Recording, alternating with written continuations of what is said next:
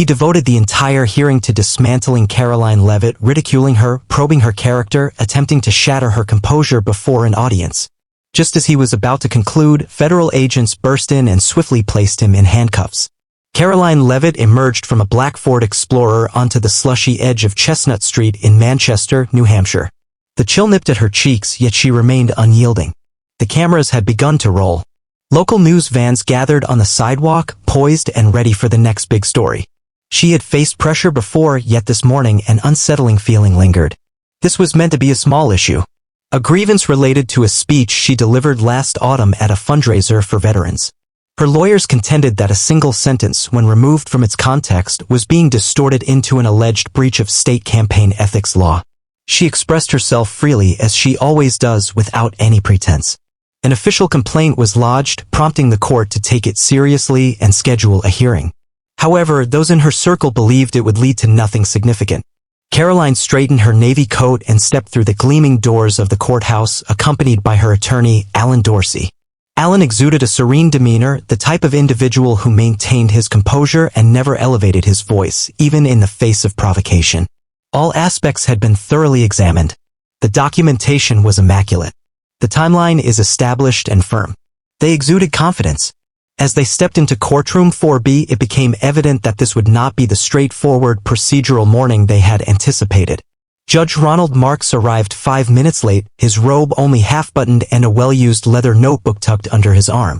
He ignored the surroundings, merely seated himself, adjusted his microphone, and rifled through a handful of papers. Karoline had encountered him previously, primarily on television. A former federal prosecutor who has transitioned into a superior court judge known for a direct and candid approach. He possessed an unusual form of fame within specific circles, particularly among progressive legal forums and a handful of national cable segments. Certain individuals perceived him as a daring advocate challenging corruption. There were murmurs regarding his approach to cases that touched on political figures, particularly those on the conservative side. That morning, she came to understand which incarnation of him had arrived. "Let's keep this moving," he remarked, his gaze fixed on the file. Ms. Leavitt advanced with purpose. "Indeed, she did. What we're examining today," he continued, "transcends mere documentation. It's a question of discernment. Yours sincerely. Honestly, I find it difficult to understand how you believed your comments in front of a group of veterans were in any way suitable." Karoline remained silent. Her lawyer began to raise an objection, but Marks raised his hand, quieting him with just a look. "Does this pertain to moral principles?" Marks pondered aloud, though it was evident he was addressing no one in particular. "Or is it about the lengths to which some individuals will go to remain in the spotlight, even at the cost of tainting public conversation?" A handful of individuals in the room adjusted their positions with evident discomfort. The stenographer paused for a moment, then continued to type. Alan leaned in to share a secret, but Karoline remained motionless. She sensed it deeply. This wasn't concerning that address. This held deep significance. Marks continued, elevating his tone slightly to guarantee that the press would take notice. "Your generation perceives politics as a form of performance art. To speak with volume is to convey honesty. That doesn't really capture my interest. And I find myself even less captivated by your abrupt ascent to prominence." The courtroom transformed into a stage. The absence of rhythm and adherence to any legal framework was palpable. One individual driven by purpose. At last, Karoline found her voice. "Your Honor, are we addressing the complaint at hand, or is this a public critique of my professional journey?" Marks grinned, reclining comfortably. While Ms. Leavitt at times, they can be indistinguishable. Silence enveloped the room for a brief moment. Alan rose and put forth a formal motion to steer the hearing back to its initial focus. Marks dismissed him. This space had transformed beyond a mere courtroom. It was truly remarkable. Just when it appeared that everything was spiraling further away from order, the door at the back of the courtroom let out a haunting creak as it opened. The door creaked softly, its sound almost unnoticed at first. All gazes remained fixed on the bench. Judge Marks remains firmly in command. A court officer entered discreetly, gently shutting the door behind him as he took his place near the rear of the room. Little notice was given. At the forefront, Karoline remained resolute. Judge Marks drummed his pen against the surface, a steady and deliberate cadence. He suggested we delve into the topic of character. It appears to be the term that others often choose to characterize you. Vibrant personality, daring expression. A warrior, I believe one of your advocates mentioned in an opinion piece. However, what I am eager to understand, Ms. Leavitt, is this. Where was that audacious figure when you charged elected officials with betraying our nation at a campaign fundraiser? Did you really believe that no one would catch on? Or did you believe that your youth granted you an exemption? Alan leaned in, raising his voice with intensity. Your Honor, with all due respect, that interpretation of her statement is quite skewed. The complete background. I've gone through the transcript, Marks retorted, multiple times. Honestly, if you believe a statement like that lacks implications, perhaps you shouldn't be in a position to represent anyone. The atmosphere grew heavy. Karoline's cheeks turned a rosy hue, yet she remained still. I remained firm in my statement. I engaged in conversation with veterans, individuals who have truly given so much for this nation. My words were straightforward, for the truth frequently presents itself that way. Marks let out a soft laugh. Ah, the truth, is it? Or was it just a tactic for raising funds? A murmur of surprise spread through the gallery. A handful of phones discreetly emerged, attempting to seize the moment in defiance of the no recording policy. A writer jotted down notes with intense focus in her notebook. This had transcended Karoline entirely. A judge wielding his position to create a spectacle. And all could sense it. Alan advanced once more. Your Honor, I respectfully submit a motion to delay this hearing due to concerns regarding judicial bias. Marks gestured dismissively as though brushing away an annoying insect. Rejected. One cannot invoke bias simply because a client's narrative is questioned. Karoline blinked, her eyes fluttering in quick succession. Yet her hands remained still at her sides. She understood the significance of this moment. It wasn't merely an effort to humiliate her, but rather to diminish her in the eyes of others. To portray her merely as a brash individual who accidentally found her way into politics and had no rightful place there. She gazed at the cameras. They continued to move forward. Marks inclined closer. Do you desire to be regarded with respect? Then respond with the composure that comes from being able to accept feedback. Not an expert with a microphone and a grudge to bear. Her voice dropped in pitch this time, yet each word resonated through the room like a rhythmic drumbeat. Is this how you respond to every young woman who expresses her thoughts? Or merely those who hold differing political views? The judge paused. For a fleeting instant, his gaze sharpened.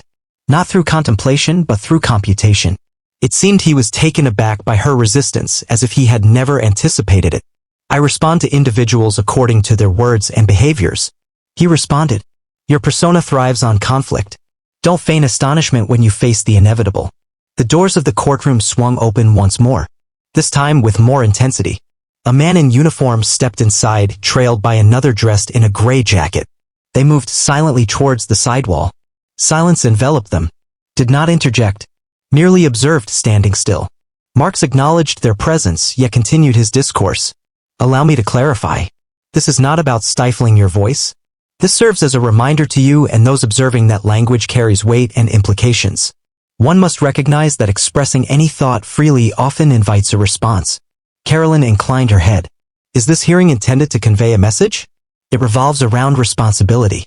You mean coercion? Marks fixed his gaze upon her. There was no reply from him. Not through language. A faint smile played on his lips as he glanced back at the documents laid out before him. Yet, the subtle presence of the men in the back began to alter the atmosphere in the room. I apologize if you were already aware. Though Judge Marks believed he was setting a precedent with Karoline, he was completely unaware of the unfolding events that lay ahead. As the judge reveled in his authority from the bench, an entirely contrasting narrative unfolded behind the courtroom's gleaming walls.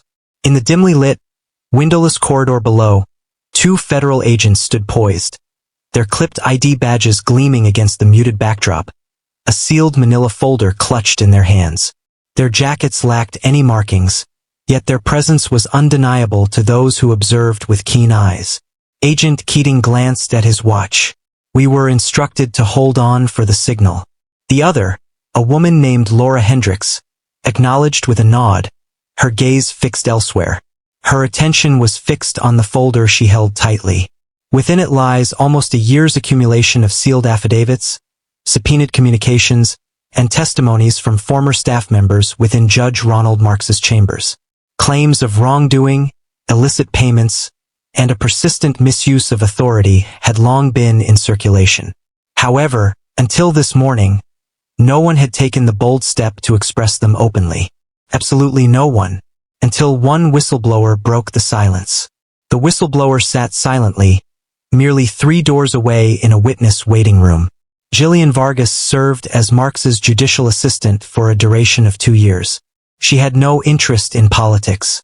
She was indifferent to headlines or ideology. She was dedicated to her work and intrigued by the peculiar details she started to observe. Gatherings that took place at unusual times. Documents that vanished prior to the hearings. Extended calls from unknown numbers following the court's recess. Upon uncovering that Marx had taken substantial campaign contributions funneled through fraudulent legal firms, only to subsequently dismiss a case linked to one of those donors, she realized remaining silent was no longer an option. Nevertheless, coming forward with the truth was no simple task. Her initial grievance fell on deaf ears. The second one disappeared completely. It was only after she reached out directly to a contact at the Department of Justice, informally, that progress started to unfold. Gradually, silently, with unwavering patience.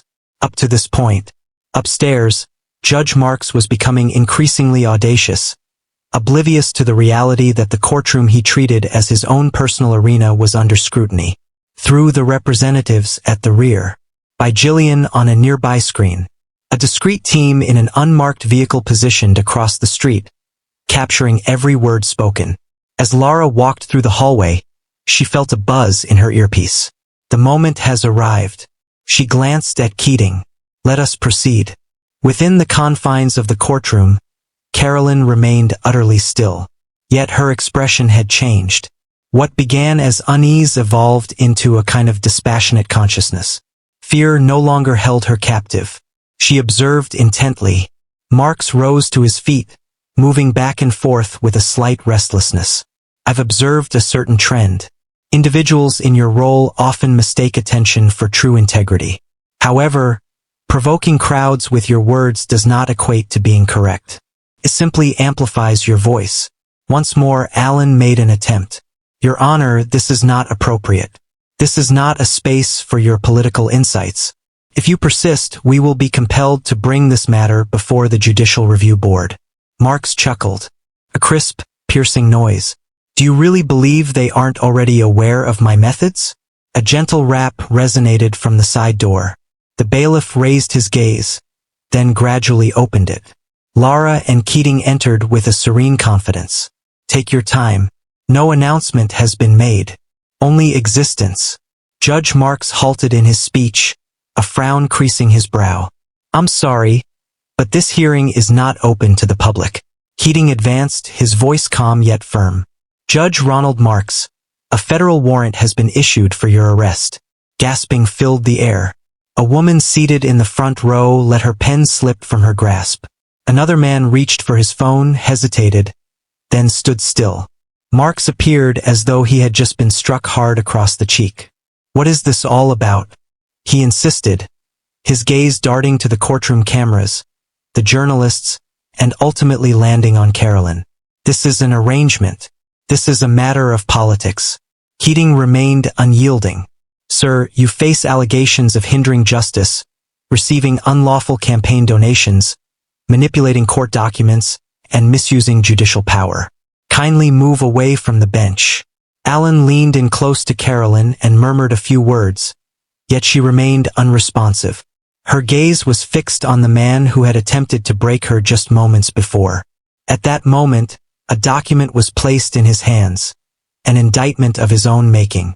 Before anyone could fully grasp the gravity of the moment, Marx clutched the edge of the bench, found his balance, and uttered a statement that rendered the entire room speechless. Judge Marx stood firm. Instead, he leaned forward, his knuckles pale against the wood of the bench, and fixed his gaze on the agents below.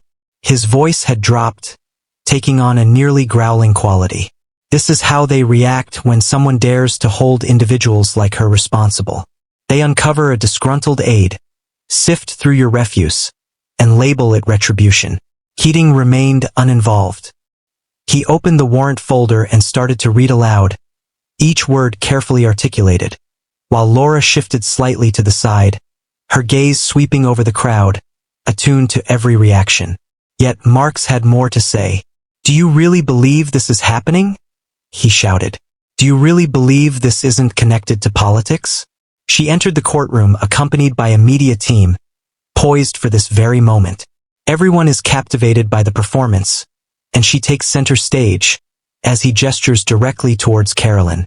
And that was the moment it broke.